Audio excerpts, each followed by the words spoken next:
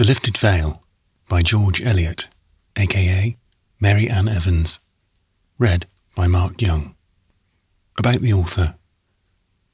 George Eliot was the pen name under which the English novelist, poet, journalist, essayist, editor, translator, and literary critic Mary Ann Evans published her fiction. Evans, born 1819, began writing fiction relatively late in her career.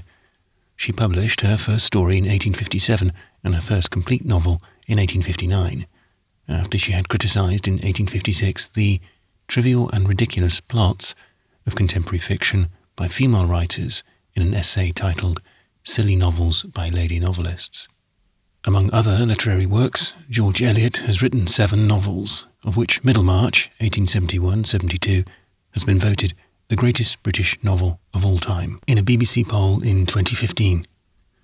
Her novels are known for their sophisticated character portraits and psychological insights, and with the exception of Romola, which is set in 15th century Italy, for their realistic depictions of contemporary rural societies. In her novels, she shows her sympathies for social outsiders and discusses social and political issues. The novella The Lifted Veil, 1859, stands out as Eliot's only foray into the fantastic, but the fantastic element too is used to explore human characters and the problems of understanding and communication. From 1854 until her death in 1878, Mary Ann Evans lived with the philosopher and critic George Henry Lewes, and even though he remained married to Agnes Jervis, their relationship was close and happy. 2 years after Lewes' death, she married John Cross, a man 20 years her junior, who had been the couple's closest friend. Only 7 months after the wedding, she died in December 1880. George Eliot is buried in Highgate Cemetery, London, in the area reserved for societal outcasts, religious dissenters, and agnostics, next to her love, George Henry Lewes. The Lifted Veil. Give me no light, great heaven, but such as turns to energy of human fellowship, no powers beyond the growing heritage that makes completer manhood. Chapter 1. The time of my end approaches. I have lately been subject to attacks of angina pectoris, and in the ordinary course of things, my physician tells me I may fairly hope that my life will not be protracted many months. Unless, then, I am cursed with an exceptional physical constitution, as I am cursed with an exceptional mental character, I shall not much longer groan under the wearisome burthen of this earthly existence.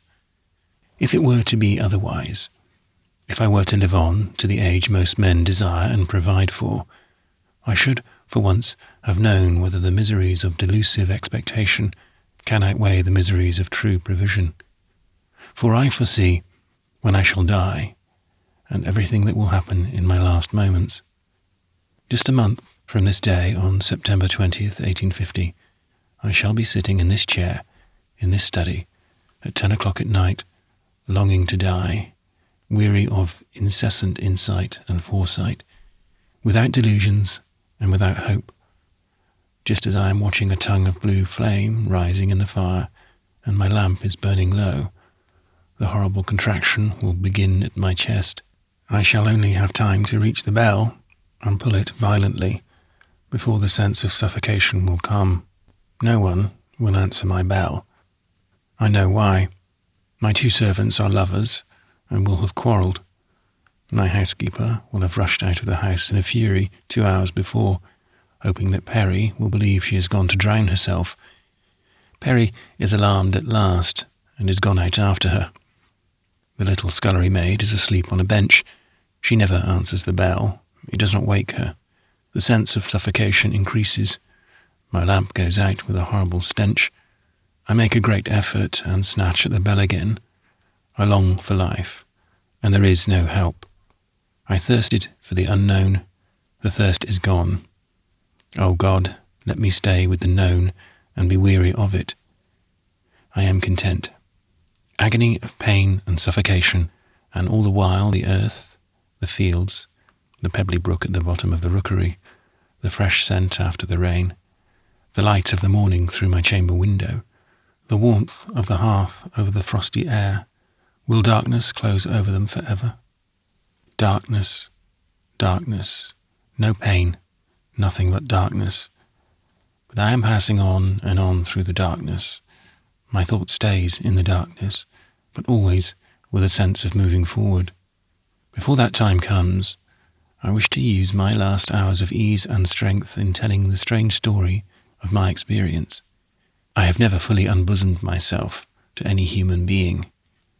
I have never been encouraged to trust much in the sympathy of my fellow men, but we have all a chance of meeting with some pity, some tenderness, some charity when we are dead. It is the living only who cannot be forgiven, the living only from whom men's indulgence and reverence are held off, like the rain by the hard east wind. While the heart beats, bruise it, it is your only opportunity. While the eye can still turn towards you with moist, timid entreaty, freeze it with an icy, unanswering gaze. While the ear, that delicate messenger to the inmost sanctuary of the soul, can still take in the tones of kindness, put it off with hard civility, or sneering compliment, or envious affectation of indifference, while the creative brain can still throb with a sense of injustice, with the yearning for brotherly recognition. Make haste, oppress it with your ill-considered judgments, your trivial comparisons, your careless misrepresentations. The heart will, by and by, be still. Ubiseiva indignatio ulterius colla cerere nequit. When a savage indignation can be further tearing at the heart. The eye will cease to entreat, the ear will be deaf, the brain will have ceased from all wants as well as from all work. Then your charitable speeches may find vent, then you may remember and pity the toil and the struggle and the failure, then you may give due honour to the work achieved, then you may find extenuation for errors, and may consent to bury them. That is a trivial schoolboy text. Why do I dwell on it? It has little reference to me, for I shall leave no works behind me for men to honour. I have no near relatives who will make up by weeping over my grave for the wounds they inflicted on me when I was among them. It is only the story of my life that will perhaps win a little more sympathy from strangers when I am dead than I ever believed it would obtain from my friends while I was living. My childhood perhaps seems happier to me than it really was, by contrast with all the after years. For then the curtain of the future was as impenetrable to me as to other children. I had all their delight in the present hour, their sweet, indefinite hopes for the morrow. And I had a tender mother. Even now, after the dreary lapse of long years, a slight trace of sensation accompanies the remembrance of her caress as she held me on her knee. Her arms round my little body, her cheek pressed on mine.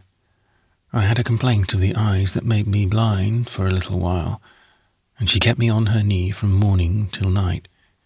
That unequalled love soon vanished out of my life, and even to my childish consciousness, it was as if that life had become more chill. I rode my little white pony with the groom by my side as before, but there were no loving eyes looking at me as I mounted, no glad arms open to me when I came back. Perhaps I missed my mother's love more than most children of 7 or 8 would have done, to whom the other pleasures of life remained as before, for I was certainly a very sensitive child. I remember still the mingled trepidation and delicious excitement with which I was affected by the tramping of the horses on the pavement in the echoing stables, by the long resonance of the grooms' voices, by the booming bark of the dogs as my father's carriage thundered under the archway of the courtyard, by the din of the gong as it gave notice of luncheon and dinner, the measured tramp of soldiery which I sometimes heard, for my father's house lay near a county town where there were large barracks, made me sob and tremble, and yet when they were gone past, I longed for them to come back again. I fancy my father thought me an odd child, and had little fondness for me, though he was very careful in fulfilling what he regarded as a parent's duties. But he was always past the middle of life, and I was not his only son. My mother had been his second wife, and he was 45 when he married her. He was a firm, unbending, intensely orderly man, in root and stem a banker, but with a flourishing graft of the active landholder, aspiring to county influence, one of those people who are always like themselves from day to day, who are uninfluenced by the weather, and neither know melancholy nor high spirits. I held him in great awe, and appeared more timid and sensitive in his presence than at other times, a circumstance which perhaps helped to confirm him in the intention to educate me on a different plan from the prescriptive one with which he had complied in the case of my elder brother, already a tall youth at Eton. My brother was to be his representative and successor. He must go to Eton and Oxford, for the sake of making connections, of course. My father was not a man to underrate the bearing of Latin satirists or Greek dramatists on the attainment of an aristocratic position, but intrinsically he had slight esteem for those dead but sceptred spirits, having qualified himself for forming an independent opinion by reading Potter's Aeschylus and dipping into Francis's Horace. To this negative view he added a positive one, derived from a recent connection with mining speculations, namely that a scientific education was the really useful training for a younger son. Moreover, it was clear that a shy, sensitive boy like me was not fit to encounter the rough experience of a public school. Mr. Letherall had said so very decidedly. Mr. Letherall was a large man in spectacles, who one day took my small head between his large hands and pressed it here and there in an exploratory, auspicious manner, then placed each of his great thumbs on my temples and pushed me a little way from him and stared at me with glittering spectacles. The contemplation appeared to displease him, for he frowned sternly and said to my father, drawing his thumbs across my eyebrows, "The deficiency is there, sir, there and here," he added, touching the upper sides of my head. "Here is the excess that must be brought out, sir, and this must be laid to sleep." I was in a state of tremor, partly at the vague idea that I was the object of reprobation, partly in the agitation of my first hatred of this big, spectacled man who pulled my head about as if he wanted to buy and cheapen it. I am not aware of how much Mr. Letherall had to do with the system afterwards adopted towards me, but it was presently clear that private tutors, natural history, science, and the modern languages were the appliances by which the defects of my organisation were to be remedied. I was very stupid about machines, so I was to be greatly occupied with them. I had no memory for classification, so it was particularly necessary that I should study systematic zoology and botany. I was hungry for human deeds and humane motions, so I was to be plentifully crammed with the mechanical powers, the elementary bodies, and the phenomena of electricity and magnetism. A better constituted boy would certainly have profited under my intelligent tutors with their scientific apparatus, and would doubtless have found the phenomena of electricity and magnetism as fascinating as I was, every Thursday assured they were. As it was, I could have paired off, for ignorance of whatever was taught me, with the worst Latin scholar that was ever turned out of a classical academy. I read Plutarch and Shakespeare and Don Quixote by the sly, and supplied myself in that way with wandering thoughts, while my tutor was assuring me that an improved man, as distinguished from an ignorant one, was a man who knew the reason why water ran downhill. I had no desire to be this improved man. I was glad of the running water. I could watch it and listen to it gurgling among the pebbles, and bathing the bright green water plants by the hour together. I did not want to know why it ran. I had perfect confidence that there were good reasons for what was so very beautiful. There is no need to dwell on this part of my life. I have said enough to indicate that my nature was of the sensitive, unpractical order, and that it grew up in an uncongenial medium which could never foster it into happy, healthy development. When I was 16, I was sent to Geneva to complete my course of education, and the change was a very happy one to me, for the first sight of the Alps, with the setting sun on them as we descended the Jura, seemed to me like an entrance into heaven, and the 3 years of my life there were spent in a perpetual sense of exaltation, as if from a draught of delicious wine, at the presence of nature in all her awful loveliness. You will think perhaps that I must have been a poet from this early sensibility to nature, but my lot was not so happy as that. A poet pours forth his song and believes in the listening ear and answering soul, to which his song will be floated sooner or later. But the poet's sensibility without his voice, the poet's sensibility that finds no vent but in silent tears on the sunny bank, when the noonday light sparkles on the water, or in an inward shudder at the sound of harsh human tones, the sight of a cold human eye, this dumb passion brings with it a fatal solitude of soul in the society of one's fellow men. My least solitary moments were those in which I pushed off in my boat at evening towards the centre of the lake. It seemed to me that the sky and the glowing mountain tops and the wide blue water surrounded me with a cherishing love such as no human face had shed on me since my mother's love had vanished out of my life. I used to do as Jean-Jacques did, lie down in my boat and let it glide where it would, while I looked up at the departing glow, leaving one mountain top after the other, as if the prophet's chariot of fire were passing over them on its way to the home of light. Then, when the white summits were all sad and corpse-like, I had to push homeward, for I was under careful surveillance and was allowed no late wanderings. This disposition of mine was not favourable to the formation of intimate friendships among the numerous youths of my own age who were always to be found studying at Geneva. Yet I made one such friendship, and, singularly enough, it was with a youth whose intellectual tendencies were the very reverse of my own. I shall call him Charles Mounier, his real surname an English one, for he was of English extraction, having since become celebrated. He was an orphan who lived on a miserable pittance while he pursued the medical studies for which he had a special genius. Strange that with my vague mind, susceptible and unobservant, hating inquiry and given up to contemplation, I should have been drawn towards a youth whose strongest passion was science.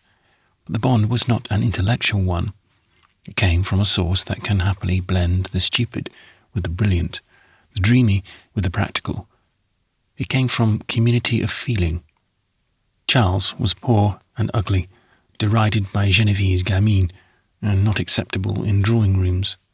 I saw that he was isolated, as I was, though from a different cause, and, stimulated by a sympathetic resentment, I made timid advances towards him.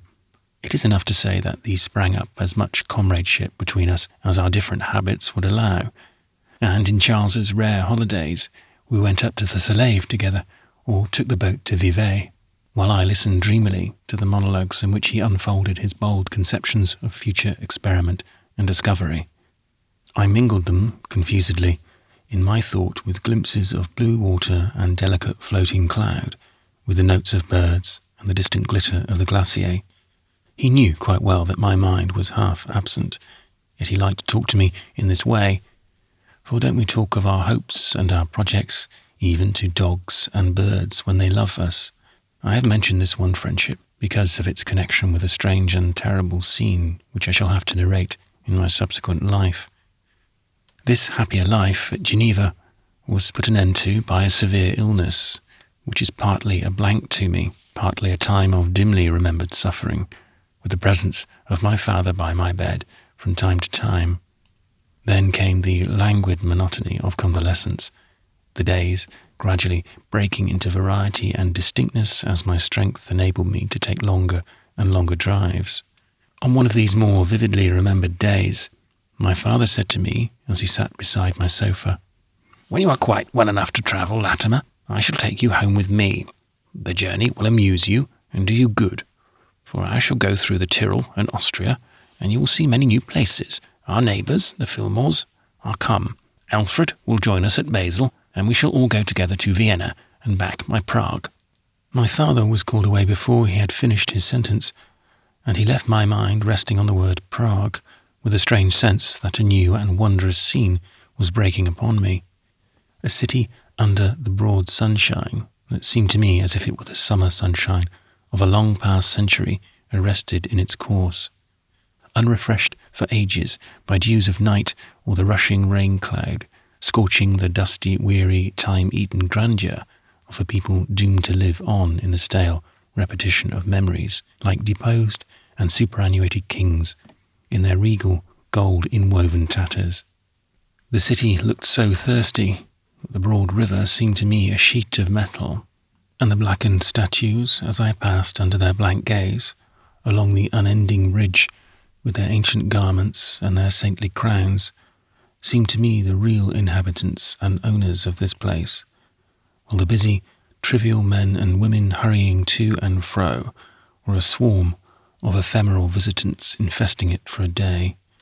It is such grim, stony beings as these, I thought, who are the fathers of ancient faded children in those tanned, time-fretted dwellings, crowd the steep before me, who pay their court in the worn and crumbling pomp of the palace which stretches its monotonous length on the height, who worship wearily in the stifling air of the churches, urged by no fear or hope, but compelled by their doom to be ever old and undying, to live on in the rigidity of habit, as they live on in perpetual midday, without the repose of night or the new birth of morning. A stunning clang of metal suddenly thrilled through me, and I became conscious of the objects in my room again. One of the fire-irons had fallen as Pierre opened the door to bring me my draught. My heart was palpitating violently, and I begged Pierre to leave my draught beside me. I would take it presently. As soon as I was alone again, I began to ask myself whether I had been sleeping. Was this a dream, this wonderfully distinct vision, minute in its distinctness down to a patch of rainbow light on the pavement, transmitted through a coloured lamp in the shape of a star of a strange city, quite unfamiliar to my imagination? I had seen no picture of Prague. It lay in my mind as a mere name, with vaguely remembered historical associations, ill-defined memories of imperial grandeur and religious wars. Nothing of this sort had ever happened in my dreaming experience before, for I had often been humiliated because my dreams were only saved from being utterly disjointed and commonplace by the frequent terrors of nightmare. But I could not believe that I had been asleep, for I remembered distinctly the gradual breaking in of the vision upon me, like the new images in a dissolving view, or the growing distinctness of the landscape as the sun lifts up the veil of the morning mist. And while I was conscious of this incipient vision, I was also conscious that Pierre came to tell my father Mr. Fillmore was waiting for him, and that my father hurried out of the room. No, it was not a dream. Was it? The thought was full of tremulous exultation. Was it the poet's nature in me, hitherto only a troubled, yearning sensibility, now manifesting itself suddenly as spontaneous creation? Surely it was in this way that Homer saw the plain of Troy, that Dante saw the abodes of the departed, that Milton saw the earthward flight of the tempter. Was it that my illness had wrought some happy change in my organization, given a firmer tension to my nerves, carried off some dull obstruction? I had often read of such effects, in works of fiction at least. Nay, in genuine biographies, I had read of the subtilizing or exalting influence of some diseases on the mental powers. Did not Novalis feel his inspiration intensified under the progress of consumption? When my mind had dwelt for some time on this blissful idea, it seemed to me that I might perhaps test it by an exertion of my will. The vision had begun when my father was speaking of our going to Prague. I did not for a moment believe it was really a representation of that city. I hoped it was a picture that my newly liberated genius had painted in fiery haste, with the colours snatched from lazy memory.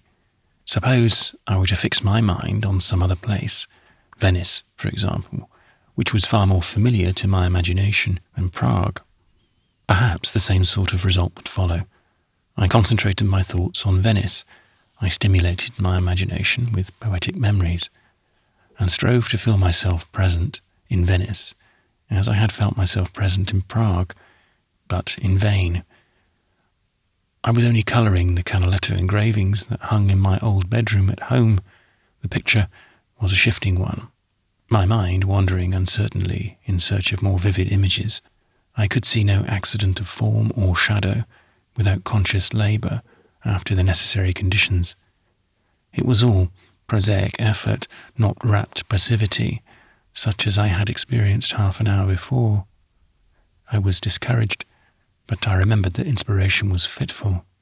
For several days, I was in a state of excited expectation, watching for a recurrence of my new gift. I sent my thoughts ranging over my world of knowledge in the hope that they would find some object which would send a reawakening vibration through my slumbering genius. But no, my world remained as dim as ever, and that flash of strange light refused to come again, though I watched for it with palpitating eagerness.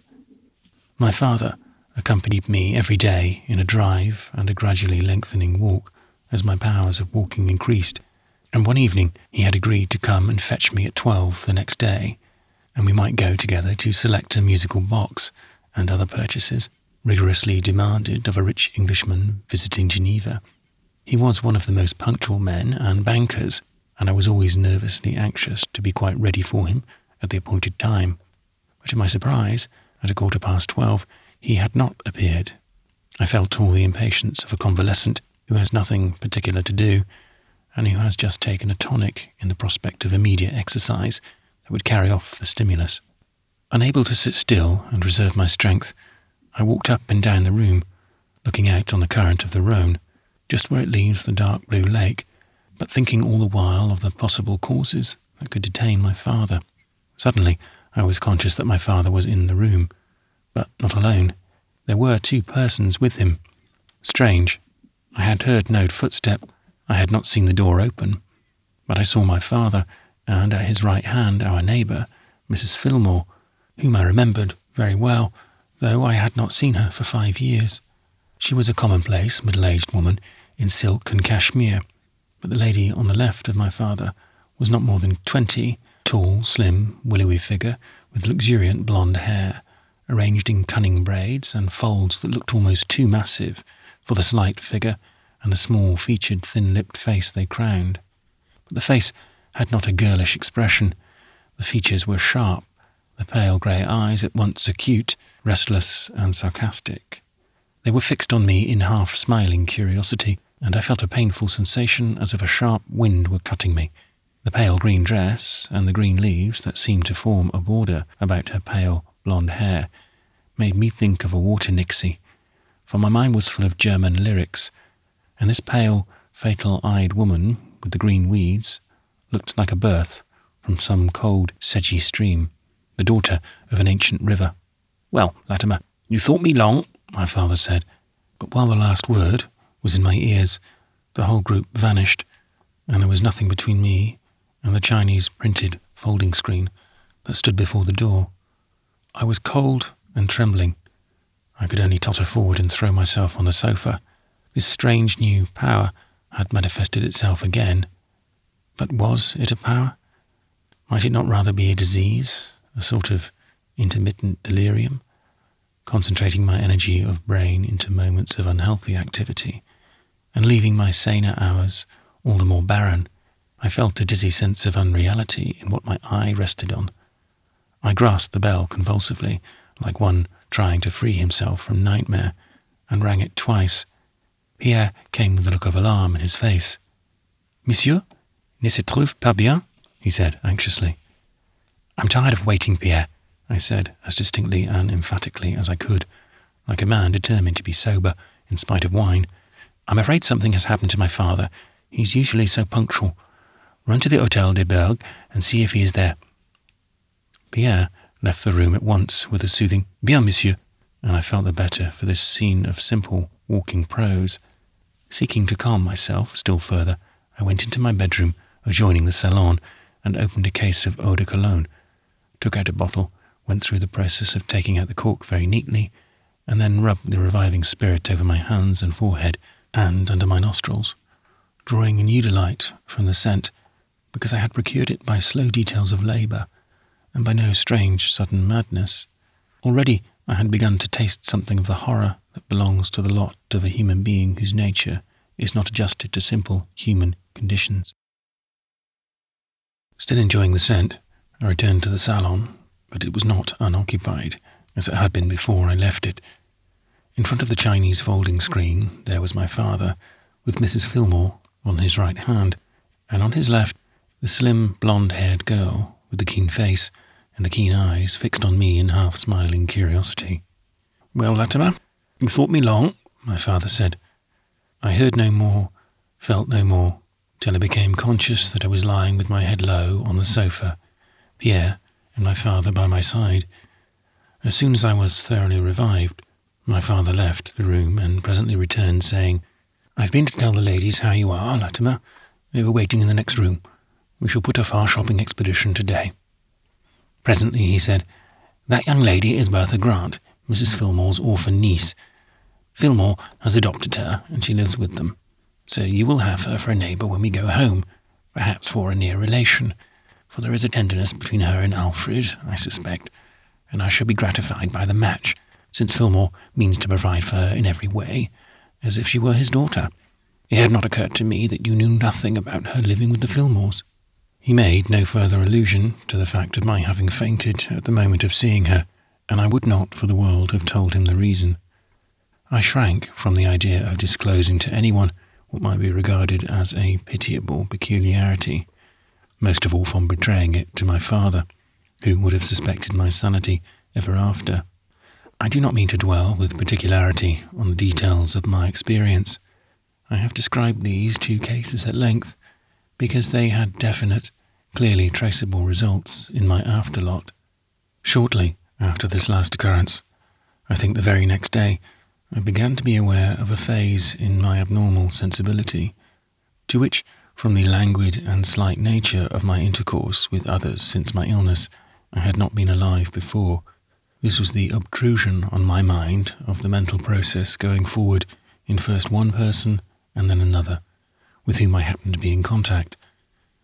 The vagrant, frivolous ideas and emotions of some uninteresting acquaintance, Mrs. Fillmore, for example, would force themselves on my consciousness like an importunate, ill-played musical instrument, or the loud activity of an imprisoned insect. But this unpleasant sensibility was fitful, and left me moments of rest, when the souls of my companions were once more shut out from me, and I felt a relief such as silence brings to wearied nerves. I might have believed this importunate insight to be merely a diseased activity of the imagination, but that my provision of incalculable words and actions proved it to have a fixed relation to the mental process in other minds.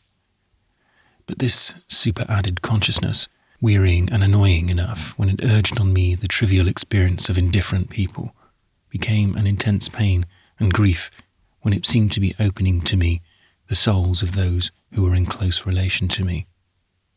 When the rational talk, the graceful attentions, the wittily turned phrases, and the kindly deeds which used to make the web of their characters were seen as if thrust asunder by a microscopic vision that showed all the intermediate frivolities, all the suppressed egoism, all the struggling chaos of puerilities, meanness, vague capricious memories, and indolent makeshift thoughts, from which human words and deeds emerged like leaflets covering a fermenting heap.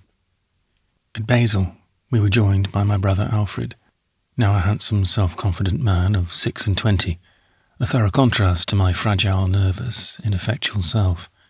I believe I was held to have a sort of half-womanish, half-ghostly beauty, for the portrait painters, who are thick as weeds at Geneva, had often asked me to sit to them, and I had been the model of a dying minstrel in a fancy picture.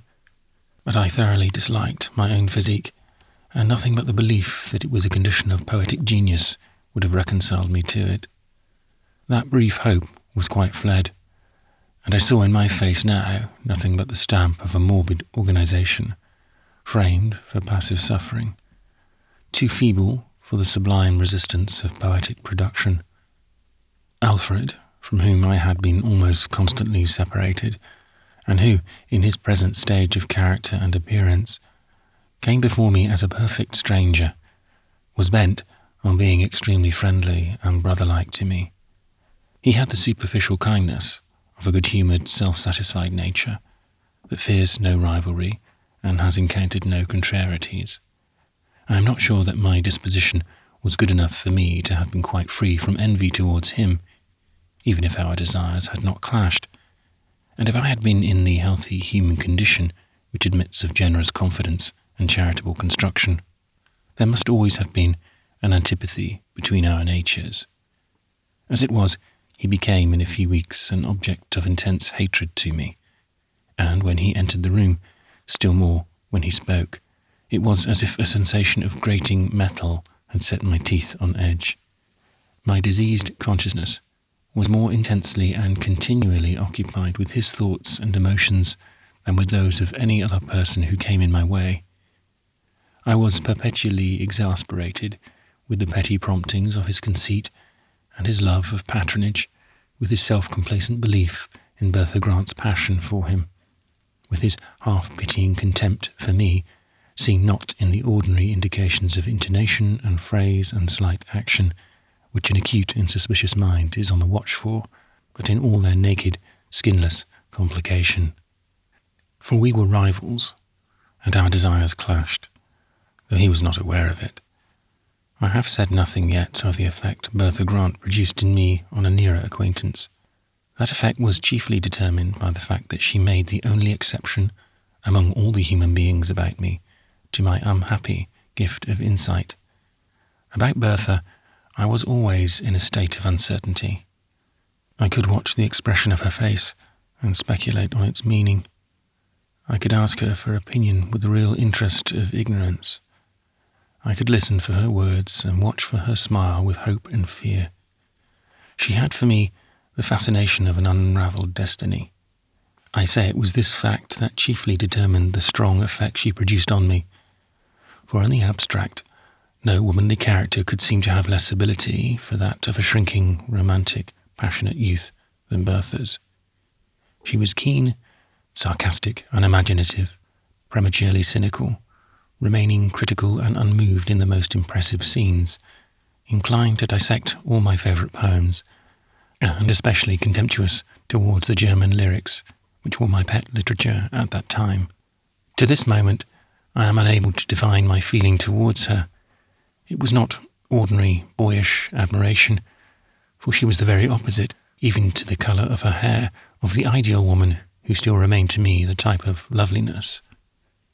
And she was without that enthusiasm for the great and good, which even at the moment of her strongest dominion over me, I should have declared to be the highest element of character. But there is no tyranny more complete than that which is a self-centred negative nature exercises over a morbidly sensitive nature, perpetually craving sympathy and support. The most independent people feel the effect of a man's silence in heightening their value for his opinion, feel an additional triumph in conquering the reverence of a critic habitually captious and satirical.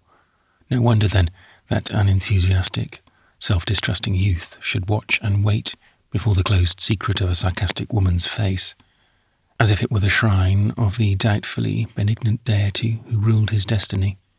For a young enthusiast is unable to imagine the total negation in another mind of the emotions which are stirring his own. They may be feeble, latent, inactive, he thinks, but they are there. They may be called forth. Sometimes, in moments of happy hallucination, he believes they may be there in all the greater strength, because he sees no outward sign of them. And this effect, as I have intimated, was heightened to its utmost intensity in me, because Bertha was the only being who remained for me in the mysterious seclusion of soul that renders such youthful delusion possible. Doubtless there was another sort of fascination at work, that subtle physical attraction which delights in cheating our psychological predictions and in compelling the men who paint sylphs to fall in love with some bonne et brave femme, heavy-heeled and freckled. Bertha's behaviour towards me was such as to encourage all my illusions, to heighten my boyish passion, and make me more and more dependent on her smiles.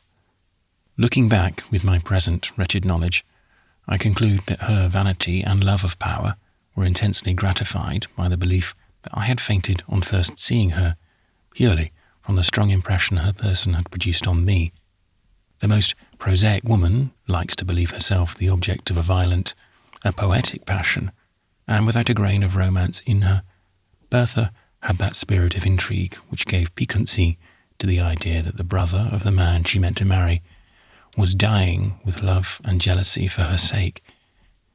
That she meant to marry my brother was what, at that time, I did not believe, for though he was assiduous in his attentions to her, and I think well enough that both he and my father had made up their minds to this result, there was not yet an understood engagement.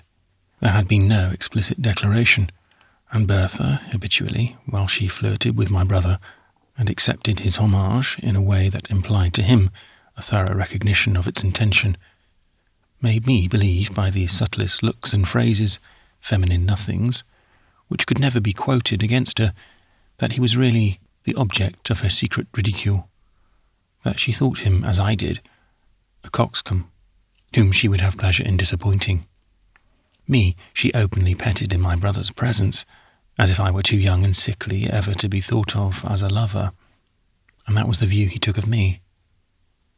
But I believe she must inwardly have delighted in the tremors into which she threw me, by the coaxing way in which she patted my curls while she laughed at my quotations.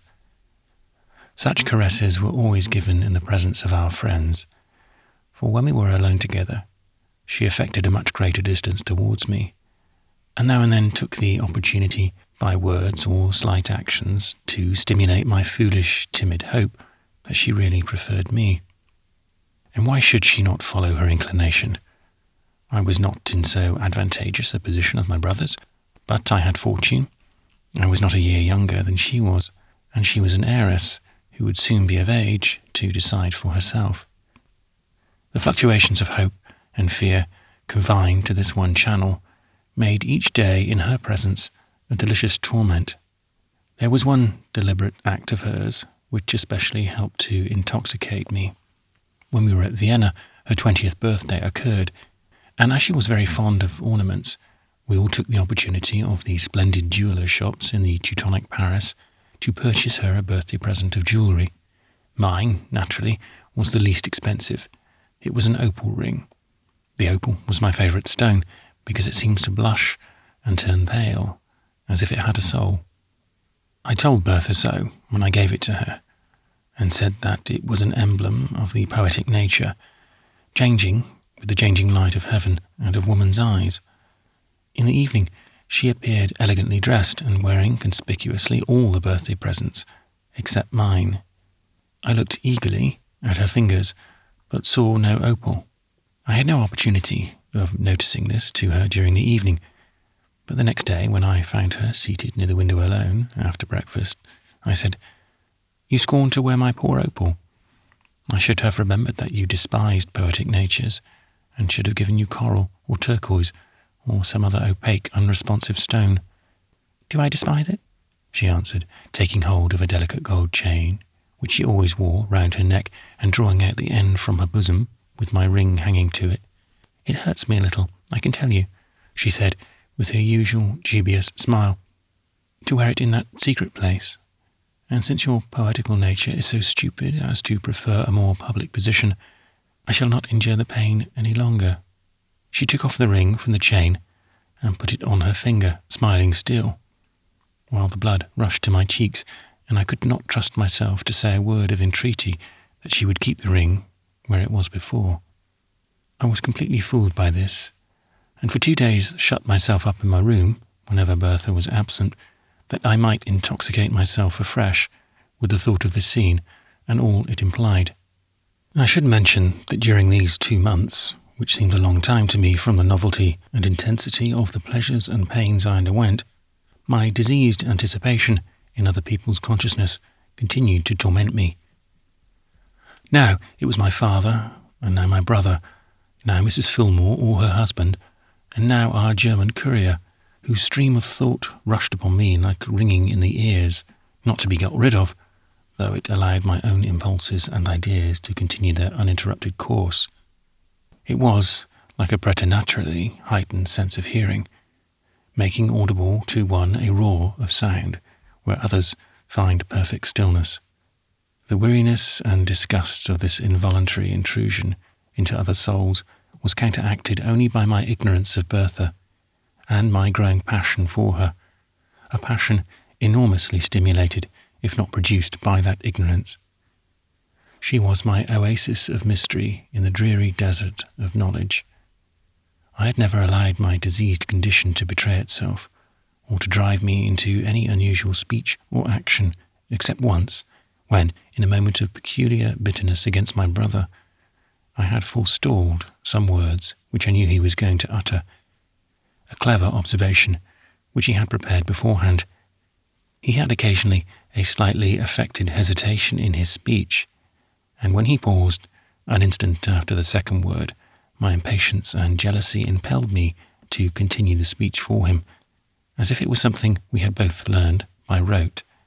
He coloured and looked astonished, as well as annoyed, and the words had no sooner escaped my lips than I felt a shock of alarm lest such an anticipation of words, very far from being words, of course, easy to divine, should have betrayed me as an exceptional being, a sort of quiet energyman, whom everyone, Bertha above all, would shudder at and avoid. But I magnified as usual the impression any word or deed of mine could produce on others, for no one gave any sign of having noticed my interruption as more than a rudeness, to be forgiven me on the score of my feeble, nervous condition, while this superadded consciousness of the actual was almost constant with me. I had never had a recurrence of that distinct prevision which I have described in relation to my first interview with Bertha, and I was waiting with eager curiosity to know whether or not my vision of Prague would prove to have been an instance of the same kind. A few days after the incident of the opal ring, we were paying one of our frequent visits to the Lichtenberg Palace. I could never look at many pictures in succession, for pictures, when they are at all powerful, affect me so strongly that one or two exhaust all my capability of contemplation. This morning I had been looking at Giorgione's picture of the cruel-eyed woman said to be a likeness of Lucretia Borgia. I had stood long alone before it, fascinated by the terrible reality of that cunning, relentless face, till I felt a strange, poisoned sensation, as if I had long been inhaling a fatal odour and was just beginning to be conscious of its effects. Perhaps even then I should not have moved away.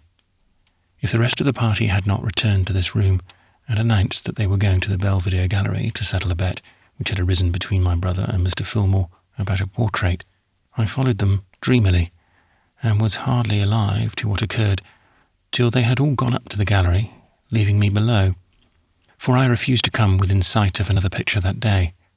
I made my way to the grand terrace, since it was agreed that we should saunter in the gardens when the dispute had been decided. I had been sitting here a short space, vaguely conscious of trim gardens, with the city and green hills in the distance, when, wishing to avoid the proximity of the sentinel, I rose and walked down the broad stone steps, intending to seat myself farther on in the gardens. Just as I reached the gravel walk, I felt an arm slipped within mine, and a light hand gently pressing my wrist. In the same instant, a strange, intoxicating numbness passed over me, like the continuance or climax of the sensation I was still feeling from the gaze of Lucretia Borgia. The gardens, the summer sky, the consciousness of Bertha's arm being within mine, all vanished, and I seemed to be suddenly in darkness, out of which there gradually broke a dim firelight, and I felt myself sitting in my father's leather chair in the library at home. I knew the fireplace, the dogs for the wood fire, the black marble chimney-piece with the white marble medallion of the dying Cleopatra in the centre. Intense and hopeless misery was pressing on my soul. The light became stronger, for Bertha was entering with a candle in her hand. Bertha, my wife, with cruel eyes, with green jewels and green leaves on her white ball dress, every hateful thought within her present on me. Madman, idiot, why don't you kill yourself then? It was a moment of hell. I saw into her pitiless soul, saw its barren worldliness, its scorching hate, and felt it clothe me round like an air I was obliged to breathe. She came with her candle and stood over me with a bitter smile of contempt.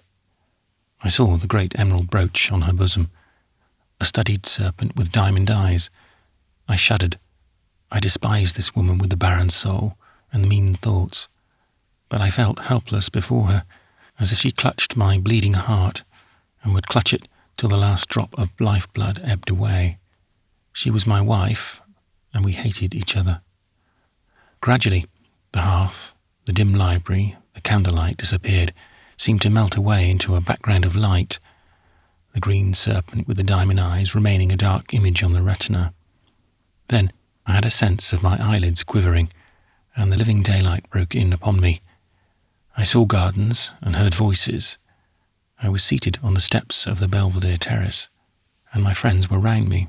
The tumult of mind into which I was thrown by this hideous vision made me ill for several days, and prolonged our stay at Vienna. I shuddered with horror as the scene recurred to me, and it recurred constantly, with all its minutiae, as if they had been burst into my memory. And yet such is the madness of the human heart under the influence of its immediate desires.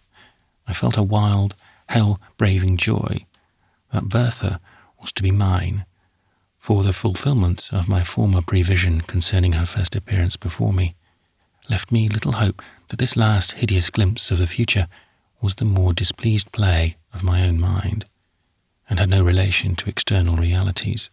One thing alone I looked towards as a possible means of casting doubt on my terrible conviction, the discovery that my vision of Prague had been false, and Prague was the next city on our route. Meanwhile, I was no sooner in Bertha's society again than I was as completely under her sway as before. What if I saw into the heart of Bertha, a matured woman, Bertha my wife? Bertha, the girl, was a fascinating secret to me still. I trembled under her touch. I felt the witchery of her presence. I yearned to be assured of her love. The fear of poison is feeble against the sense of thirst. Nay, I was just as jealous of my brother as before, just as much irritated by his small, patronizing ways, for my pride, my diseased sensibility, were there as they had always been, and winced as inevitably under every offence as my eye winced from an intruding mote. The future, even when brought within the compass of feeling by a vision that made me shudder, had still no more than the force of an idea, compared with the force of present emotion, of my love for Bertha, of my dislike and jealousy towards my brother. It is an old story that men sell themselves to the tempter and sign a bond with their blood, because it is only to take effect at a distant day, then rush on to snatch the cup their souls thirst after, with an impulse not the less savage because there is a dark shadow beside them for evermore. There is no shortcut, no patent tram-road to wisdom. After all the centuries of invention, the soul's path lies through the thorny wilderness which must still be trodden in solitude, with bleeding feet, with sobs for help, as it was trodden by them of old time. My mind speculated eagerly on the means of which I should become my brother's successful rival, for I was still too timid in my ignorance of Bertha's actual feeling to venture on any step that would urge from her an avowal of it. I thought I should gain confidence even for this, if my vision of Prague proved to have been veracious, and yet the horror of that certitude behind the slim girl Bertha, whose words and looks I watched for, whose touch was bliss. There stood continually that Bertha with the fuller form, the hard eyes, the more rigid mouth, with the barren, selfish soul laid bare, no longer a fascinating secret, but a measured fact, urging itself perpetually on my unwilling sight. Are you unable to give me your sympathy, you who react this? Are you unable to imagine this double consciousness at work within me, flowing on like two parallel streams which never mingle their waters and blend into a common hue? Yet you must have known something of the presentiments that spring from an insight at war with passion, and my visions were only like presentiments intensified to horror. You have known the powerlessness of ideas before the might of impulse, and my visions, when once they had passed into memory, were mere ideas, pale shadows that beckoned in vain, while my hand was grasped by the living and the loved. In after days, I thought with bitter regret that if I had foreseen something more or something different, if instead of that hideous vision, which poisoned the passion it could not destroy, or if even along with it I could have had a foreshadowing of that moment when I looked on my brother's face for the last time, some softening influence would have been shed over my feeling towards him. Pride and hatred would surely have been subdued into pity, and the record of those hidden sins would have been shortened. But this is one of the vain thoughts with which we men flatter ourselves. We try to believe that the egoism within us would have easily been melted, and that it was only the narrowness of our knowledge which hemmed in our generosity, our awe, our human piety, and hindered them from submerging our hard indifference to the sensations and emotions of our fellows. Our tenderness and self-renunciation seem strong when our egoism has had its day, when, after our mean striving for a triumph, that is to be another's loss, the triumph comes suddenly, and we shudder at it, because it is held out by the chill hand of death. Our arrival in Prague happened at night, and I was glad of this, for it seemed like a deferring of a terribly decisive moment, to be in the city for hours without seeing it, as we were not to remain long in Prague, but to go on speedily to Dresden. It was proposed that we should drive out the next morning and take a general view of the place, as well as visit some of its specially interesting spots before the heat became oppressive, for we were in August, and the season was hot and dry. But it happened that the ladies were rather late at their morning toilet, and to my father's politely repressed but perceptible annoyance, we were not in the carriage till the morning was far advanced. I thought with a sense of relief, as we entered the Jews' quarter, where we were to visit the old synagogue, that we should be kept in this flat, shut-up part of the city, until we should all be too tired and too warm to go farther, and so we should return without seeing more than the streets through which we had already passed. That would give me another day's suspense. Suspense, the only form in which a fearful spirit knows the solace of hope. But as I stood under the blackened, groined arches of that old synagogue, made dimly visible by the 7 thin candles in the sacred lamp, while our Jewish cicerone reached down the book of law and read to us in its ancient tongue, I felt a shuddering impression that this strange building with its shrunken lights, this surviving, withered remnant of medieval Judaism, was of a piece with my vision. Those darkened, dusty Christian saints, with their loftier arches and their larger candles, needed the consolatory scorn with which they might point to a more shrivelled death in life than their own. As I suspected when we left the Jews' quarter, the elders of our party wished to return to the hotel. But now, instead of rejoicing in this as I had done beforehand, I felt a sudden overpowering impulse to go on at once to the bridge and put an end to the suspense I had been wishing to protract. I declared with unusual decision that I would get out of the carriage and walk on alone. They might return without me. My father, thinking this merely a sample of my usual poetic nonsense, objected that I should only do myself harm by walking in the heat. But when I persisted, he said angrily that I might follow my own absurd devices, but that Schmidt, our courier, must go with me. I assented to this and set off with Schmidt towards the bridge. I had no sooner passed from under the archway of the grand old gate leading Anne to the bridge than a trembling seized me, and I turned cold under the midday sun. Yet I went on. I was in search of something, a small detail which I remembered with special intensity as part of my vision. There it was, the patch of rainbow light on the pavement transmitted through a lamp in the shape of a star. Chapter 2. Before the autumn was at an end, and while the brown leaves still stood thick on the beeches in our park, my brother and Bertha were engaged to each other, and it was understood that their marriage was to take place early in the next spring.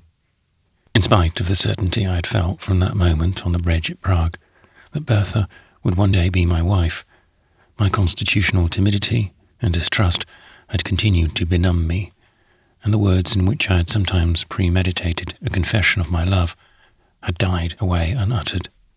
The same conflict had gone on within me as before, the longing for an assurance of love from Bertha's lips, the dread lest a word of contempt and denial should fall upon me like a corrosive acid. What was the conviction of a distant necessity to me? I trembled under a present glance. I hungered after a present joy. I was clogged and chilled by a present fear. And so the days passed on.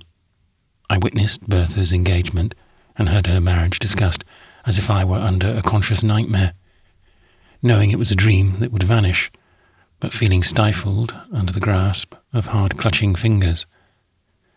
When I was not in Bertha's presence, and I was with her very often, for she continued to treat me with a playful patronage that wakened no jealousy in my brother, I spent my time chiefly in wandering, in strolling, or taking long rides while the daylight lasted, and then shutting myself up with my unread books, for books had lost the power of chaining my attention.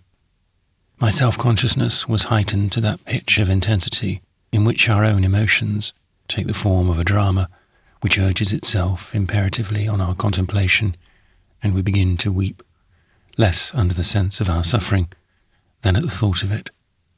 I felt a sort of pitying anguish over the pathos of my own lot, the lot of a being finely organized for pain, but with hardly any fibres that responded to pleasure, to whom the idea of future evil robbed the present of its joy, and for whom the idea of future good did not still the uneasiness of a present yearning or a present dread.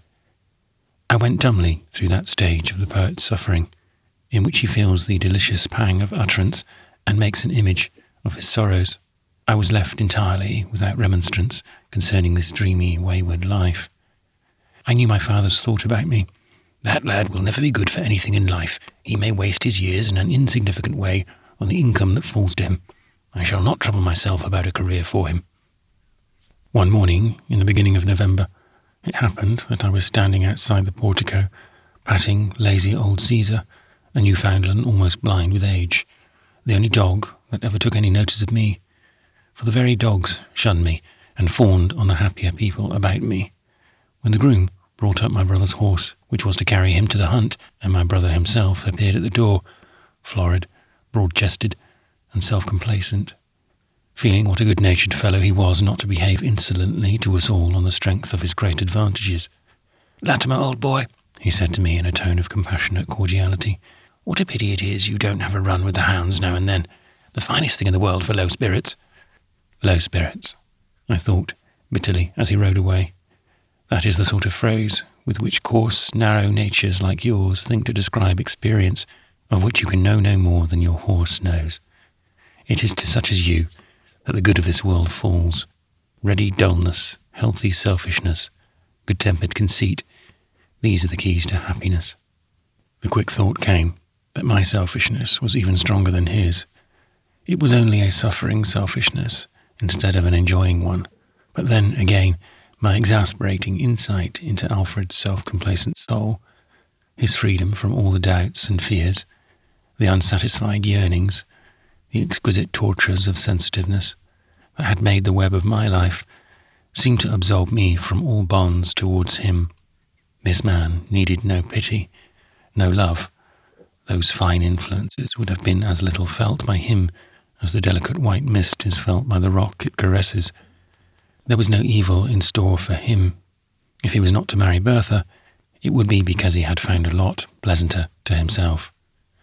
Mr. Filmore's house lay not more than half a mile beyond our own gates, and whenever I knew my brother was gone in another direction, I went there for the chance of finding Bertha at home. Later on in the day, I walked thither. By a rare accident she was alone, and we walked out in the grounds together, for she seldom went on foot beyond the trimly swept gravel walks. I remember what a beautiful sylph she looked to me as the low November sun shone on her blonde hair, and she tripped along, teasing me with her usual light banter, to which I listened, half fondly, half moodily. It was all the sign Bertha's mysterious inner self ever made to me. Today, perhaps, the moodiness predominated, for I had not yet shaken off the access of jealous hate which my brother had raised in me by his parting patronage. Suddenly, I interrupted and startled her by saying almost fiercely, "Bertha, how can you love Alfred?" She looked at me with surprise for a moment, but soon her light smile came again, and she answered sarcastically, "Why do you suppose I love him?" "How can you ask that, Bertha?" "What? Your wisdom thinks I must love the man I'm going to marry? The most unpleasant thing in the world? I should quarrel with him. I should be jealous of him. Our menage would be conducted in a very ill-bred manner. A little quiet contempt contributes greatly to the elegance of life." "Bertha, that is not your real feeling. Why do you delight in trying to deceive me by inventing such cynical speeches?" "I need never take the trouble of invention in order to deceive you, my small Tasso." That was the mocking name she usually gave me. "The easiest truth to deceive a poet is to tell him the truth." She was testing the validity of her epigram in a daring way, and for a moment the shadow of my vision, the Bertha whose soul was no secret to me, passed between me and the radiant girl, the playful sylph whose feelings were a fascinating mystery. I suppose I must have shuddered, or betrayed in some other way my momentary chill of horror. "Tasso," she said, seizing my wrist and peeping round into my face, "are you really beginning to discern what a heartless girl I am? Why, you are not half the poet I thought you were. You are actually capable of believing the truth about me." The shadow passed from between us, and was no longer the object nearest to me. The girl, whose light fingers grasped me, whose elfish, charming face looked into mine, who, I thought, was betraying an interest in my feelings that she would not have directly avowed. This warm, breathing presence again possessed my senses and imagination, like a returning siren melody which had been overpowered for an instant by the roar of threatening waves. It was a moment as delicious to me as the waking up to a consciousness of youth after a dream of middle age.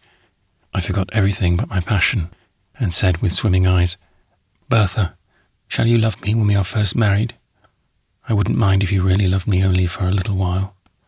Her look of astonishment, as she loosed my hand and started away from me, recalled me to a sense of my strange, my criminal indiscretion. "Forgive me," I said hurriedly, as soon as I could speak again. "I did not know what I was saying." "Ah, Tasso's mad fit has come on, I see," she answered quietly, for she had recovered herself sooner than I had. "Let him go home and keep his head cool. I must go in, for the sun is setting." I left her, full of indignation against myself. I had let slip words which, if she reflected on them, might rouse in her a suspicion of my abnormal mental condition, a suspicion which, of all things, I dreaded, and besides that, I was ashamed of the apparent baseness I had committed in uttering them to my brother's betrothed wife. I wandered home slowly, entering our park through a private gate instead of by the lodges. As I approached the house, I saw a man dashing off at full speed from the stable yard across the park. Had any accident happened at home? No, perhaps it was only one of my father's peremptory business errands that required this headlong haste. Nevertheless, I quickened my pace without any distinct motive, and was soon at the house. I will not dwell on the scene I found there. My brother was dead, had been pitched from the horse and killed on the spot by a concussion of the brain. I went up to the room where he lay, and where my father was seated beside him with a look of rigid despair. I had shunned my father more than anyone since our return home, for the radical antipathy between our natures made my insight into his inner self a constant affliction to me. But now, as I went up to him and stood beside him in sad silence, I felt the presence of a new element that blended us as we had never been blent before. My father had been one of the most successful men in the money-getting world. He had had no sentimental sufferings, no illness. The heaviest trouble that had befallen him was the death of his first wife. But he married my mother soon after, and I remember he seemed exactly the same to my keen, childish observation, the week after her death as before. But now, at last, the sorrow had come, the sorrow of old age, which suffers the more from the crushing of its pride and its hopes, in proportion as the pride and hope are narrow and prosaic. His son was to have been married soon, would probably have stood for the borough at the next election. That son's existence was the best motive that could be alleged for making new purchases of land every year to round off the estate. It is a dreary thing, to live on, doing the same things year after year, without knowing why we do them.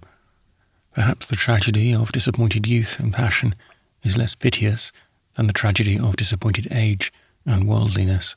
As I saw into the desolation of my father's heart, I felt a movement of deep pity towards him, which was the beginning of a new affection, an affection that grew and strengthened in spite of the strange bitterness with which he regarded me in the first month or two after my brother's death. If it had not been for the softening influence of my compassion for him, the first deep compassion I had ever felt, I should have been stung by the perception that my father transferred the inheritance of an eldest son to me, with a mortified sense that fate had compelled him to the unwelcome course of caring for me as an important being. It was only in spite of himself that he began to think of me with anxious regard.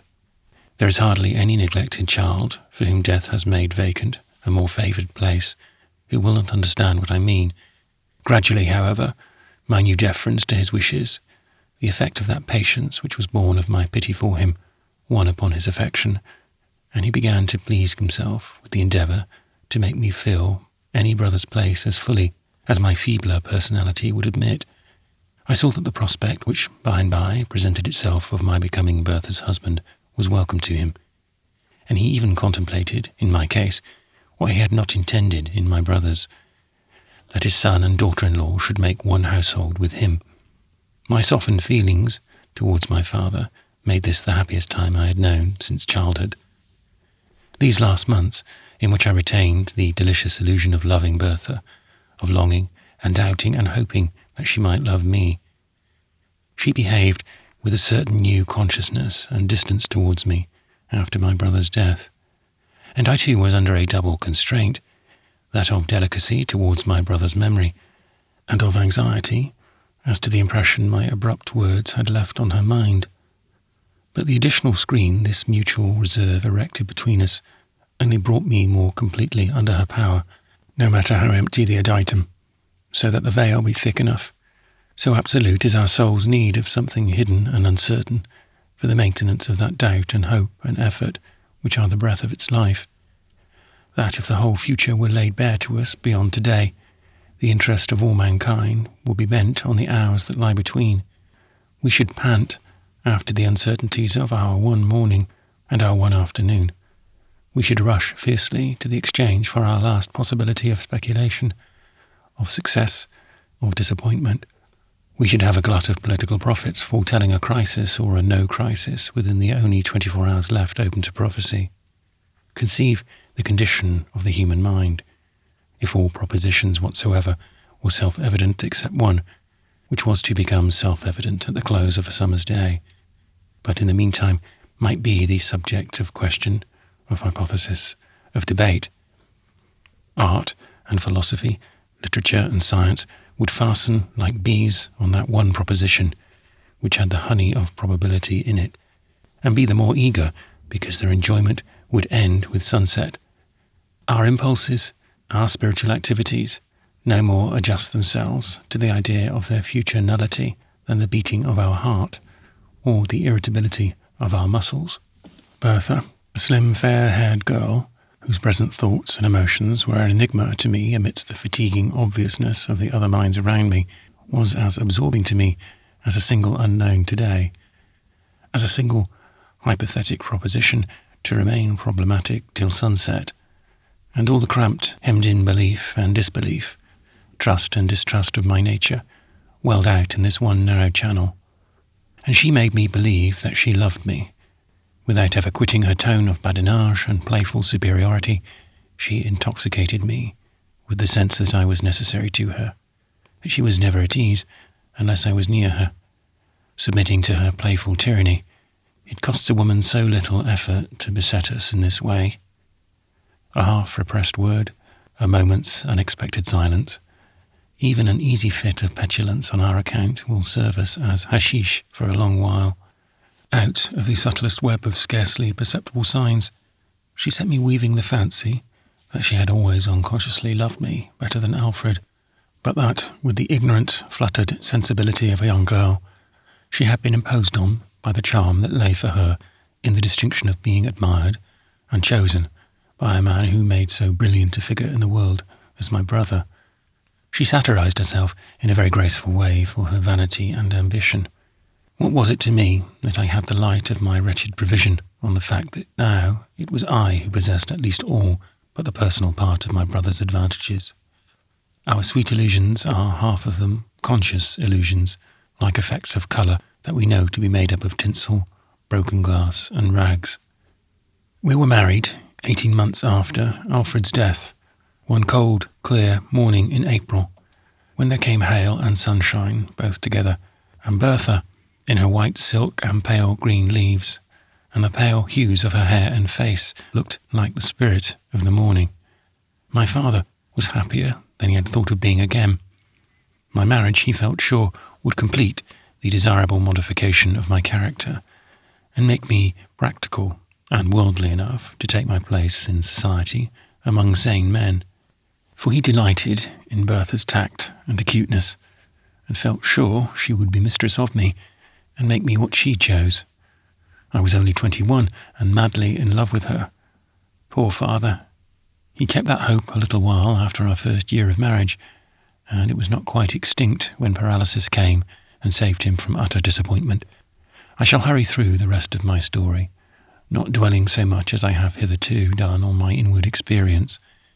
When people are well known to each other, they talk rather of what befalls them externally, leaving their feelings and sentiments to be inferred. We lived in a round of visits for some time after our return home, giving splendid dinner parties and making a sensation in our neighbourhood by the new lustre of our equipage, for my father had reserved this display of his increased wealth for the period of his son's marriage, and we gave our acquaintances liberal opportunity for remarking that it was a pity I made so poor a figure as an heir and a bridegroom. The nervous fatigue of this existence, the insincerities and platitudes which I had to live through twice over, though my inner and outward sense would have been maddening to me if I had not had that sort of intoxicated callousness which came from the delights of a first passion. A bride and bridegroom, surrounded by all the appliances of wealth, hurried through the day by the whirl of society, filling their solitary moments with hastily snatched caresses, are prepared for their future life together, as the novice is prepared for the cloister by experiencing its utmost contrast. Through all these crowded, excited months, Bertha's inward self remained shrouded from me, and I still read her thoughts only through the language of her lips and demeanour. I had still the human interest of wondering whether what I did and said pleased her, of longing to hear a word of affection, of giving a delicious exaggeration of meaning to her smile. But I was conscious of a growing difference in her manner towards me, sometimes strong enough to be called haughty coldness, cutting and chilling me as the hail had done that came across the sunshine on our marriage morning, sometimes only perceptible in the dexterous avoidance of a tete-a-tete walk or dinner to which I had been looking forward. I had been deeply pained by this, and even felt a sort of crushing of the heart from the sense that my brief day of happiness was near its setting. But still I remained dependent on Bertha, eager for the last rays of a bliss that would soon be gone forever, hoping and watching for some afterglow more beautiful from the impending night. I remember, how should I not remember, the time when that dependence and hope utterly left me, when the sadness I had felt in Bertha's growing estrangement became a joy that I looked back upon with longing, as a man might look back on the last pains in a paralysed limb. It was just after the close of my father's last illness, which had necessarily withdrawn us from society and thrown us more on each other. It was the evening of father's death. On that evening, the veil which had shrouded Bertha's soul from me had made me find in her alone among my fellow beings the blessed possibility of mystery and doubt and expectation was first withdrawn. Perhaps it was the first day since the beginning of my passion for her, in which that passion was completely neutralized by the presence of an absorbing feeling of another kind. I had been watching by my father's deathbed, I had been witnessing the last fitful, yearning glance his soul had cast back on the spent inheritance of life, the last faint consciousness of love he had gathered from the pressure of my hand. What are all our personal loves? What are all our personal loves when we have been sharing in that supreme agony? In the first moments, when we come away from the presence of death, every other relation to the living is merged to our feeling in the great relation of a common nature and a common destiny. In that state of mind, I joined Bertha in her private sitting room. She was seated in a leaning posture on a settee with her back towards the door, the great rich coils of her pale blonde hair surmounting her small neck, visible above the back of the settee. I remember, as I closed the door behind me, a cold tremulousness seizing me, and a vague sense of being hated and lonely, vague and strong like a presentiment. I know how I looked at that moment, for I saw myself in Bertha's thought as she lifted her cutting grey eyes and looked at me, a miserable ghost seer, surrounded by phantoms in the noonday, trembling under a breeze when the leaves were still, without appetite for the common objects of human desires, but pining after the moonbeams. We were front to front with each other, and judged each other. The terrible moment of complete illumination had come to me, and I saw that the darkness had hidden no landscape from me, but only a blank, prosaic wall. From that evening forth, through the sickening years which followed, I saw all round the narrow room of this woman's soul, saw petty artifice and mere negation, where I had delighted to believe in coy sensibilities, and in wit at war with latent feeling, saw the light floating vanities of the girl, defining themselves into the systematic coquetry, the scheming selfishness of the woman, saw repulsion and antipathy harden into cruel hatred, giving pain only for the sake of wrecking itself. For Bertha, too, after her kind, felt the bitterness of disillusion. She had believed that my wild poet's passion for her would make me her slave, and that being her slave, I should execute her will in all things, with the essential shallowness of a negative, unimaginative nature. She was unable to conceive the fact that sensibilities were anything else than weaknesses. She had thought my weaknesses would put me in her power, and she found them unmanageable forces. Our positions were reversed. Before marriage, she had completely mastered my imagination, for she was a secret to me, and I created the unknown thought before which I trembled, as if it were hers. But now that her soul was laid open to me, now that I was compelled to share the privacy of her motives, to follow all the petty devices that preceded her words and acts, she found herself powerless with me, except to produce in me the chill shudder of repulsion, powerless because I could be acted on by no lever within her reach. I was dead to worldly ambitions, to social vanities, to all the incentives within the compass of her narrow imagination, and I lived under influences utterly invisible to her. She was really pitiable to have such a husband, and so all the world thought, a graceful, brilliant woman like Bertha, who smiled on morning callers, made a figure in ballrooms, and was capable of that light repartee which from such a woman is accepted as wit, was secure of carrying off all sympathy from a husband who was sickly, abstracted, and, as some suspected, crack-brained. Even the servants in our house gave her the balance of their regard and pity, for there were no audible quarrels between us. Our alienation, our repulsion from each other, lay within the silence of our own hearts, and if the mistress went out a great deal, and seemed to dislike the master's society, was it not natural, poor thing? The master was odd. I was kind and just to my dependents, but I excited in them a shrinking, half-contemptuous pity, for this class of men and women are but slightly determined in their estimate of others by general considerations or even experience of character. They judge of persons as they judge of coins, and value those who pass current at a high rate.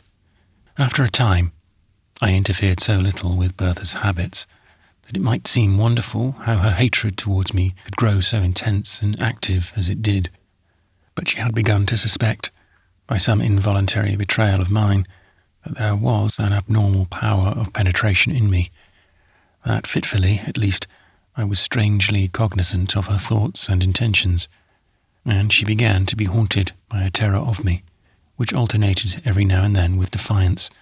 She mediated continually how the incubus could be shaken off her life, how she could be freed from this hateful bond to a being whom she at once despised as an imbecile and dreaded as an inquisitor. For a long while, she lived in the hope that my evident wretchedness would drive me to the commission of suicide. But suicide was not in my nature. I was too completely swayed by the sense that I was in the grasp of unknown forces to believe in my power of self-release. Towards my own destiny, I had become entirely passive, for my one ardent desire had spent itself, and impulse no longer predominated over knowledge. For this reason, I never thought of taking any steps towards a complete separation, which would have made our alienation evident to the world. Why should I rush for help to a new course, when I was only suffering from the consequences of a deed which had been the act of my intensest will? That would have been the logic of one who had desires to gratify, and I had no desires. But Bertha and I lived more and more aloof from each other. The rich find it easy to live married and apart. That course of our life, which I have indicated in a few sentences, filled the space of years. So much misery, so slow and hideous a growth of hatred and sin, may be compressed into a sentence. And men judge of each other's lives through this summary medium. They epitomize the experience of their fellow mortal, and pronounce judgment on him in neat syntax, and feel themselves wise and virtuous, conquerors over the temptations they define in well-selected predicates. 7 years of wretchedness glide glibly over the lips of the man who has never counted them in the moments of chill disappointment, of head and heart throbbings, of dread and vain wrestling, of remorse and despair. We learn words by rote, but not their meaning. That must be paid for with our life-blood and printed in the subtle fibres of our nerves. But I will hasten to finish my story. Brevity is justified at once to those who readily understand, and to those who will never understand. Some years after my father's death, I was sitting by the dim firelight in my library one January evening, sitting in the leather chair that used to be my father's, when Bertha appeared at the door with a candle in her hand and advanced towards me. I knew the ball dress she had on, the white ball dress with the green jewels, shone upon by the light of the wax candles which lit up the medallion of the dying Cleopatra on the mantelpiece. Why did she come to me before going out? I had not seen her in the library, which was my habitual place, for months. Why did she stand before me with the candle in her hand, with her cruel, contemptuous eyes fixed on me, and the glittering serpent, like a familiar demon, on her breast? For a moment I thought this fulfilment of my vision at Vienna marked some dreadful crisis in my fate. But I saw nothing in Bertha's mind, as she stood before me, except scorn for the look of overwhelming misery with which I sat before her. "Fool, idiot, why don't you kill yourself then?" That was her thought. But at length her thoughts reverted to her errand, and she spoke aloud. The apparently indifferent nature of the errand seemed to make a ridiculous anticlimax to my prevision and my agitation. "I have had to hire a new maid. Fletcher is going to be married, and she wants me to ask you to let her husband have the public house and farm at Malton. I wish him to have it. You must give the promise now, because Fletcher is going tomorrow morning, and quickly, because I'm in a hurry." "Very well, you may promise her," I said indifferently, and Bertha swept out of the library again. I always shrank from the sight of a new person, and all the more when it was a person whose mental life was likely to weary my reluctant insight with worldly, ignorant trivialities. But I shrank especially from the sight of this new maid, because her advent had been announced to me at a moment to which I could not cease to attach some fatality. I had a vague dread that I should find her mixed up with the dreary drama of my life, that some new sickening vision would reveal her to me as an evil genius. When at last I did unavoidably meet her, the vague dread was changed into definite disgust. She was a tall, wiry, dark-haired woman, this Mrs. Archer, with a face handsome enough to give her coarse, hard nature the odious finish of bold, self-confident coquetry. That was enough to make me avoid her, quite apart from the contemptuous feeling with which she contemplated me.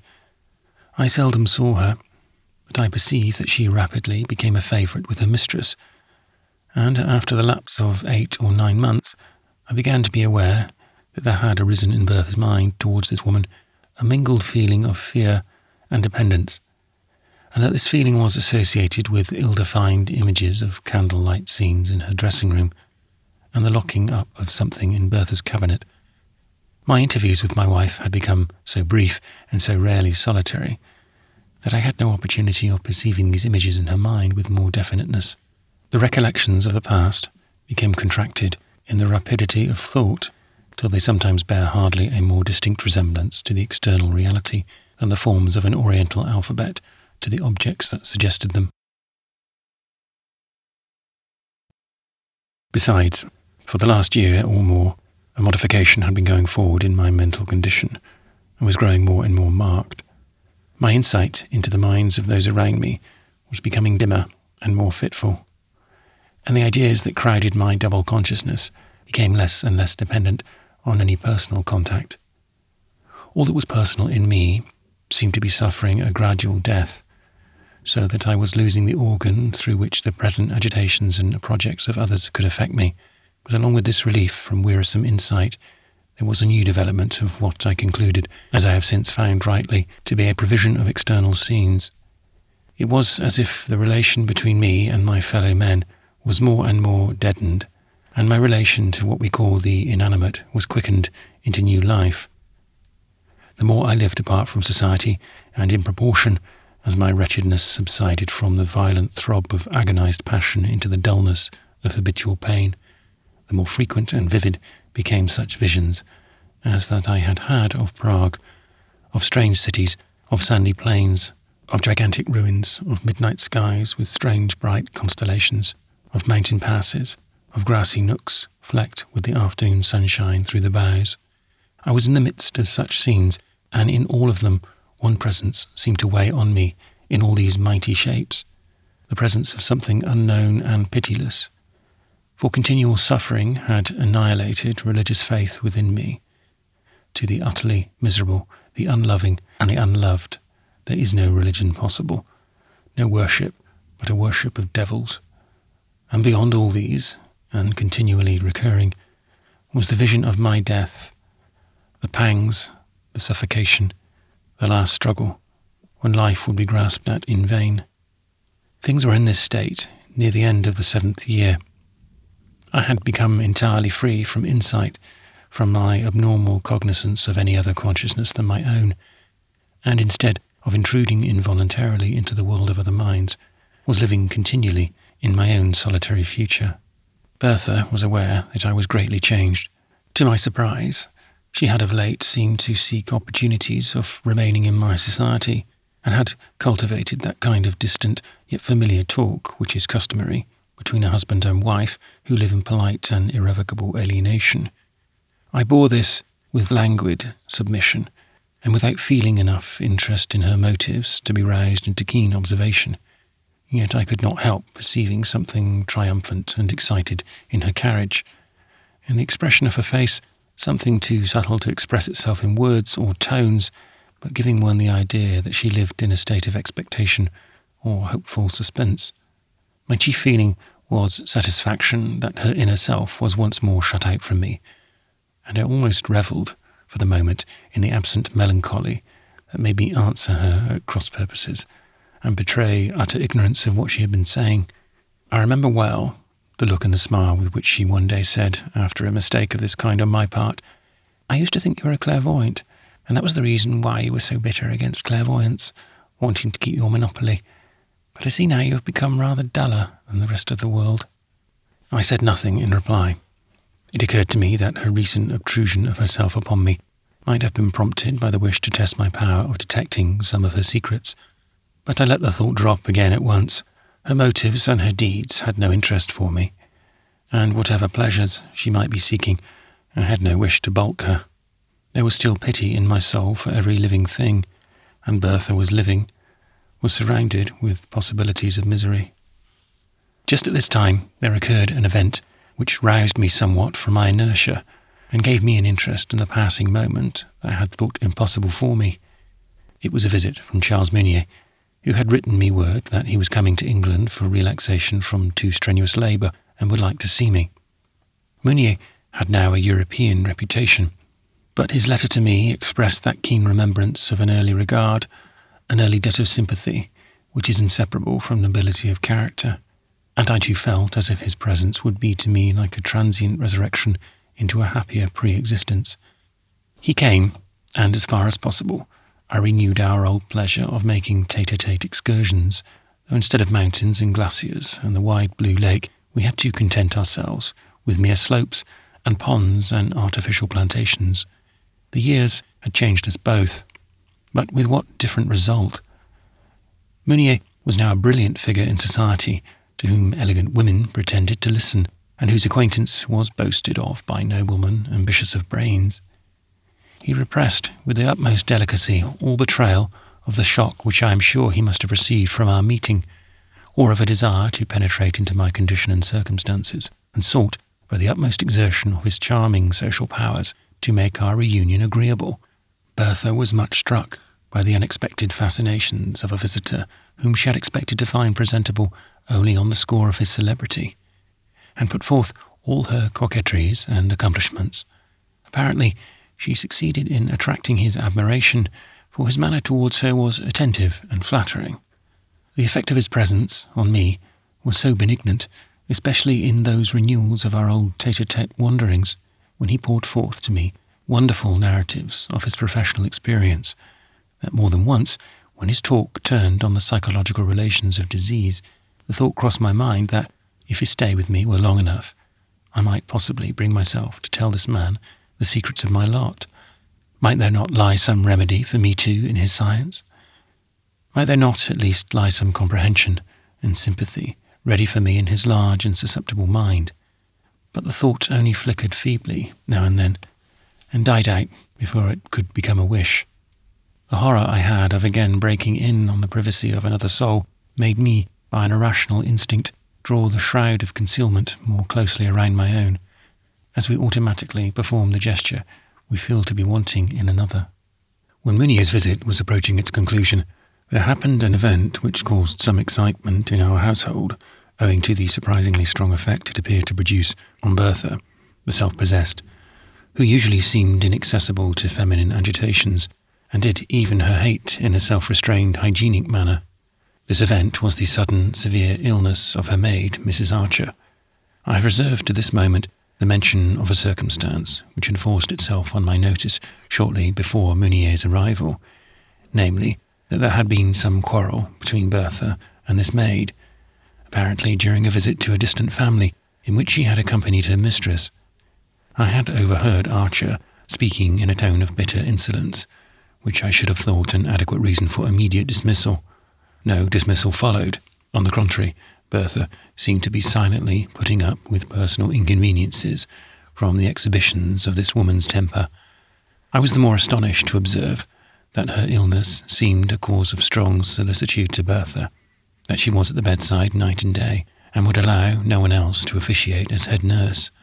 It happened that our family doctor was out on a holiday, an accident which made Meunier's presence in the house doubly welcome, and he apparently entered into the case with an interest which seemed so much stronger than the ordinary professional feeling, that one day, when he had fallen into a long fit of silence after visiting her, I said to him, "Is this a very peculiar case of disease, Meunier?"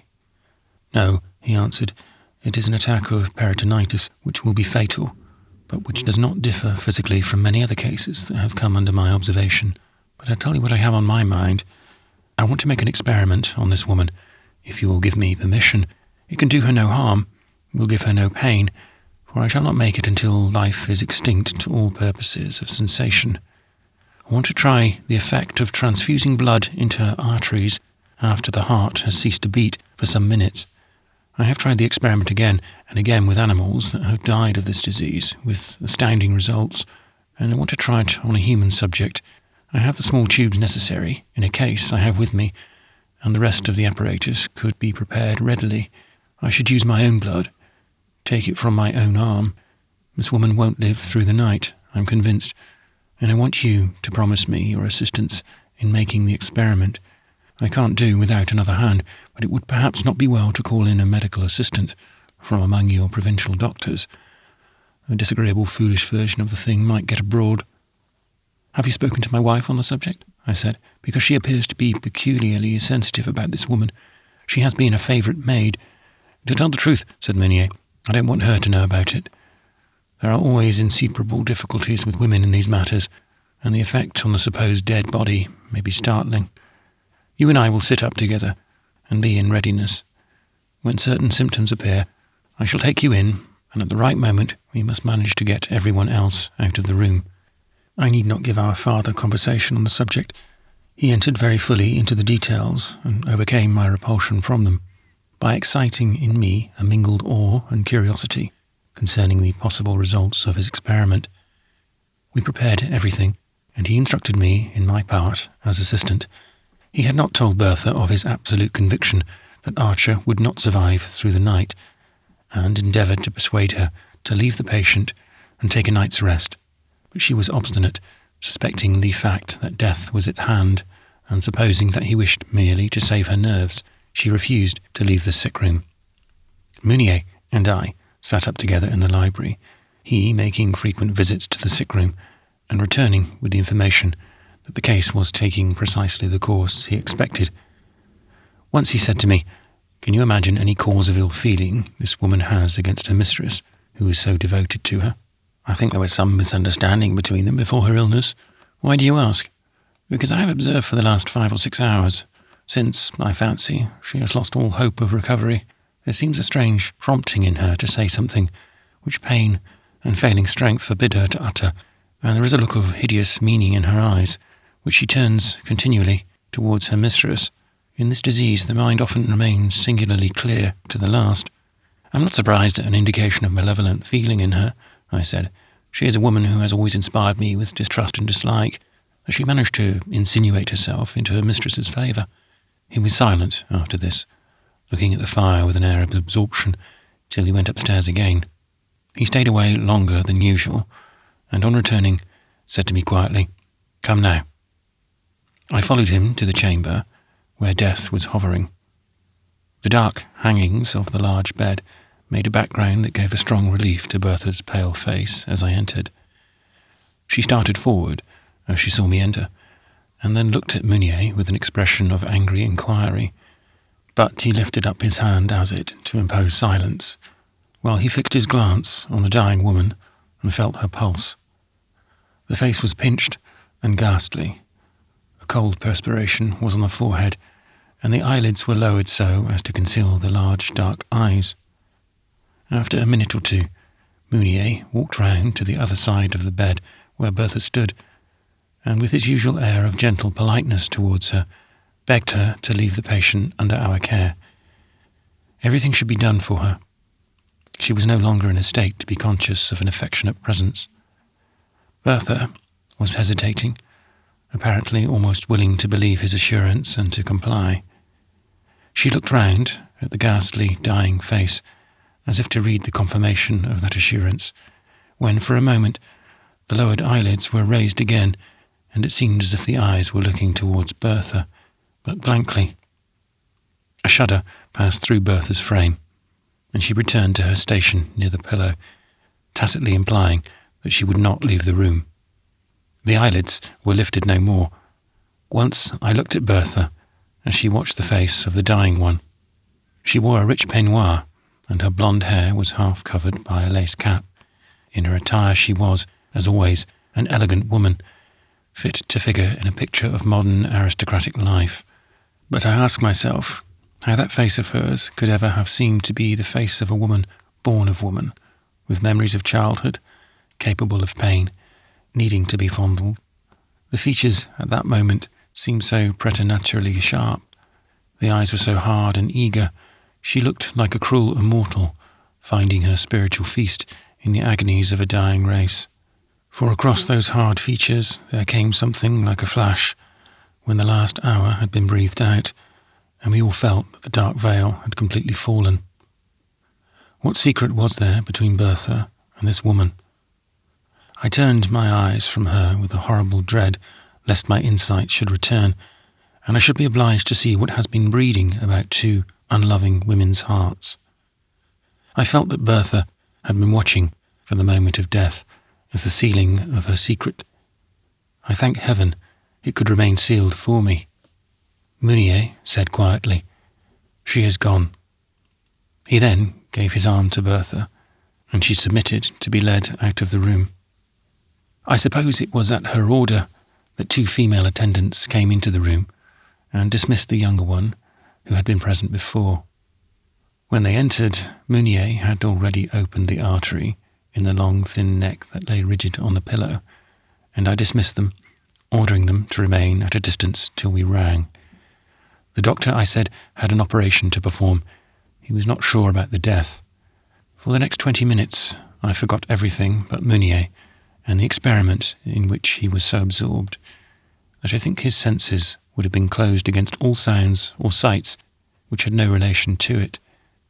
It was my first task at first to keep up the artificial respiration in the body after the transfusion had been effected, but presently Meunier relieved me, and I could see the wondrous slow return of life. The breast began to heave, the inspirations became stronger, the eyelids quivered, and the soul seemed to have returned beneath them. The artificial respiration was withdrawn.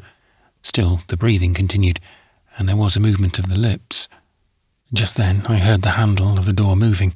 I suppose Bertha had heard from the women that they had been dismissed. Probably a vague fear had arisen in her mind, for she entered with a look of alarm. She came to the foot of the bed and gave a stifled cry. The dead woman's eyes were wide open and met hers in full recognition, the recognition of hate. With a sudden strong effort, the hand that Bertha had thought forever still was pointed towards her, and the haggard face moved. The gasping, eager voice said, "You meant to poison your husband. The poison is in the black cabinet. I got it for you. You laughed at me and told lies about me behind my back to make me disgusting. Because you were jealous.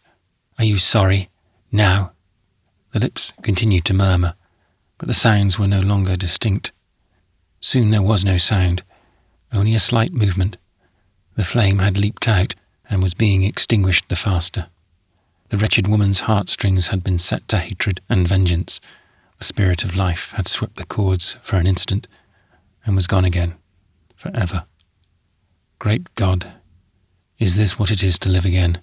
To wake up with our unstilled thirst upon us, with our unuttered curses rising to our lips, with our muscles ready to act out their half-committed sins.